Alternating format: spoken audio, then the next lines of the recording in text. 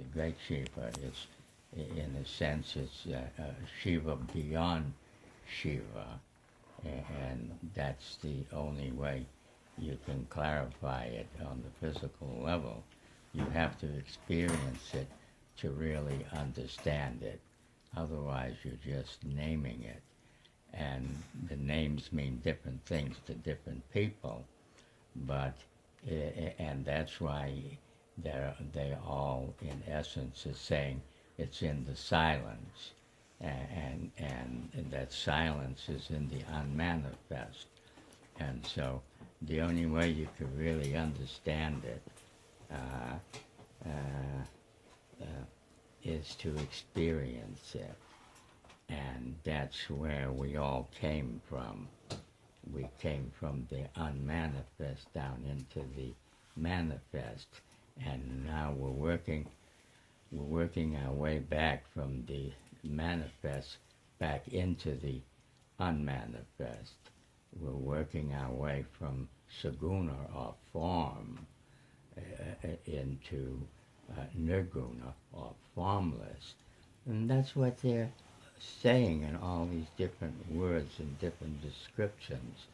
They're talking about the energy consciousness, which is the basis of it all, but you can't really clarify it completely.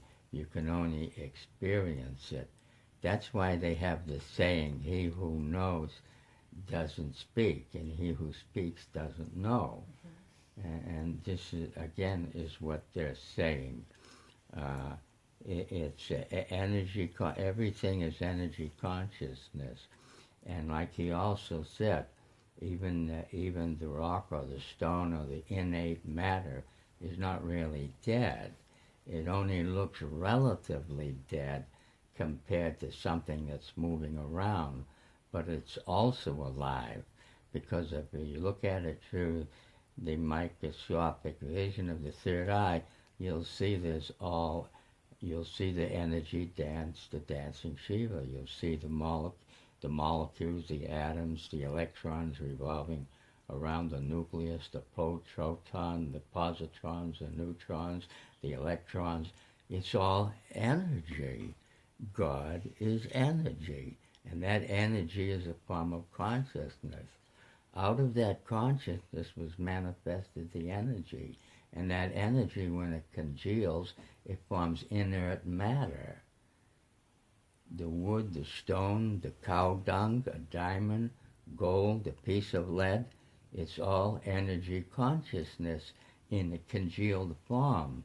And then when it awakens, everything is consciousness. Everything is different levels of awakeningness. The stone is awake on one level. It's not unconsciousness, otherwise it wouldn't be. It's a form of consciousness, congealed consciousness.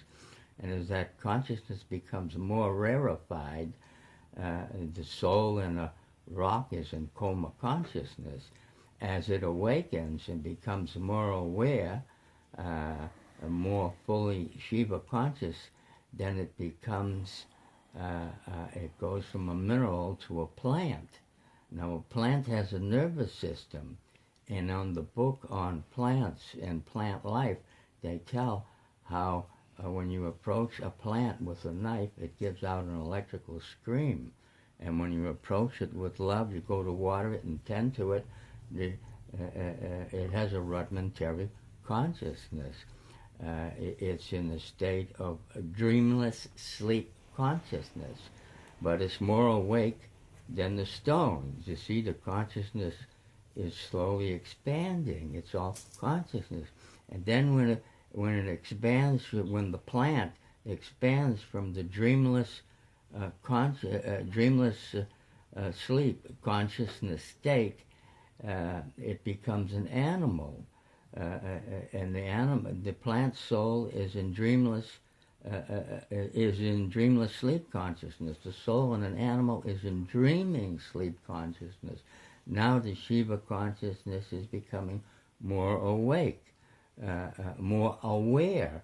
Is all consciousness. And then when the consciousness goes from an animal, which is in a dreaming sleep consciousness, not a dreamless sleep consciousness of a plant, and not the coma consciousness of a rock. The rock is consciousness, which is congealed. And it's all consciousness, it's all Shiva consciousness. And when you get to the root of it all, you'll find that all came out from the supreme consciousness, which is Shiva, Mahashiva. When the soul awakens from the animal, a dreamless sleep consciousness into a human, then it stops dreaming, relatively speaking, and becomes awake in the human. So there you are, a stone, a mineral, a vegetable, an animal, in the human. It's all consciousness. And then when the human consciousness expands, becomes even more, then it becomes enlightened consciousness, a jivmukh, a liberated soul. And so it's all a state of Shiva consciousness manifesting on different levels. And so when you attain Shiva consciousness, Mahasivratri, Shiva consciousness, total consciousness, then you get at the seed state, which is beyond minimal, plant, animal, and human. You go even higher. And then from that, and that's different levels of sainthood, consciousness expands even more. So it's all an awakening from a mineral to the highest avatar consciousness. It's all Shiva consciousness. It's all Mahasivratri. That's what it's all about. It's actually, Shivarati is actually the worship of the Shiva consciousness, which is our true essential nature. That's who we are. We're all pieces of consciousness off from the block of supreme consciousness. We came out of Shiva as he breathes out, and the universe is manifested, and then we move back into Shiva again as we move back into the ultimately the unmanifest universe. When Shiva breathes out, the universe is created. When he breathes in Mahapralaya, the universe disappears. And there is nothing. There's no time. There's no space. There's nothing. What remains? That infinite silence, which is Shiva. And in that infinite silence, we're all one. We're beyond male and female.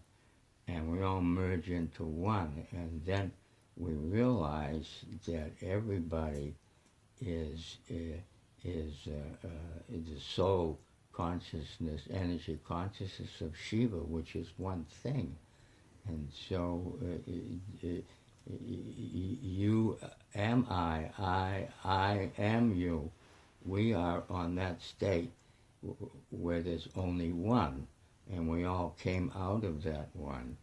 That's why if there's only one supreme soul out of which we all sprung, and then we merge back in again, we wake up, we go to sleep, and we all merge back into that supreme consciousness, which is Shiva, which is everything and nothing. They say when you get into some of those higher states, you look above, there's nothing. You look below, there's nothing. You look to the left, there's nothing. You look to the right, there's nothing. There's nothing. But out of that nothing came everything. So it's really not a nothing. It's something. When you get up there, it goes beyond words and explanation. You can't explain it. You just have to realize it. And that's what yoga is all about. That's what Shivarati is all about. It's reintroducing ourselves to our original divine nature. And everybody is divine. And we shouldn't do anything to hurt anybody. Hurting people and attributing to God is an oxymoron. God, like Mohanji said when he was talking to me at my place, he said the same thing which I say myself. We're in total agreement. He says God is love, love is God. And I say also sometimes love and compassion is God. God is love and compassion. And so man in his fallen state does hurt to others. We don't want to dwell on negative things. But man in his unenlightened state, not recognizing his true nature, hurts others for God. It's oxymoron. God is love. What you're hurting is you're hurting that divine soul of the one that you think that you are worshiping in another person. The person is not awake. It's not someone we have to hate or hurt. The person is just not awake. And that's why education is very important, so we can all awaken into the realization that there's something beyond petty greed, material acquisition, and everything else that occupies our lives, which is nothing but things we should be doing for the sake of Dharma, but our real thrust and consciousness should be attaining Mahasivratri, Shiva consciousness, our divine nature. That's why we were born, that's why we're here. If you want to get married or not get married, if you want to have good food and not have good food, if you want to have a nice house, none of these things. There is nothing that's inherently evil. That's all part of things to enjoy in life. But we should always remember, and I'll finish there, we should always remember the reason for everything we're doing, and which is the reason why we came here. And before we were born, we said to God, we spoke to God, we were more in contact with God. The child up to the age of 6 years old is in contact with God.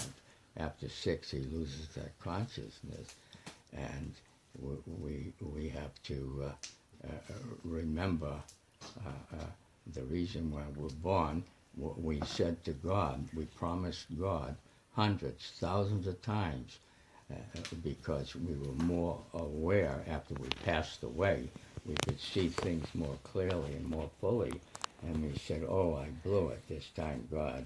I blew it the past 1,000 times, tens of thousands of times. I promised you every time that when I'm born, that I will remember you, I will attain realization and come back to you. You promised God." And then you were born in the birth trauma, and you forgot all about it. See, but I didn't forget about it. I remembered. And you have to remember also, the real reason why you're here is to remember your divine nature. In other words, you have to remember who you really are. You think I'm a girl, I'm a boy, I'm Polish, I'm Lithuanian, I'm Italian, I'm Jewish. You played this game millions of times, and you promised God millions of times, this time I'll wake up and I'll come back to you. And the minute you're born, you forgot again. So that's what Shivarati is all about. It's to help you. It's not out there. Out there is the unending universe of Maya and illusion. Where it's really at is in here. What they're talking about, Mahasivratri out there, is really Mahasivratri within your own self. It's that you to remember that I am Shiva. Aham Brahmasmi, I am Brahman. Shiva, I am Shiva. That's who you really are. That's who we really are. That's our true nature. And that's what the whole trip is all about. Whether you get married or not married, whether you go to a ball game or not go to a ball game, whether you become this or you become that. These are the things you do as your Dharma to fulfill your Dharma. but you keep your mind one pointed on God, on the divine, on Shiva. That's who I am. That's why I'm here. That's why you're here now. And we're blessed to have a spiritual genius like Nandi to help us to remember who we are and to use the material gifts that God has given him to display about this Shiva consciousness and who we really are. He's helping all of us to find our way out of the darkness. And so we all give love and respect and gratitude. Be gratitude for everything that you get. Even if it's something painful or something bad, have gratitude. Say, thank you, God. Thank you, Shiva. I know you know better what's best for me. Otherwise, that wouldn't have happened to me. That was supposed to happen. So have gratitude for everything, not only the good, but for the bad, too. And avoid bad company and seek good company. And that's why we're all here today, worshiping Shiva and enjoying Shivarati. Thank you very much for listening. Thank you, Baba.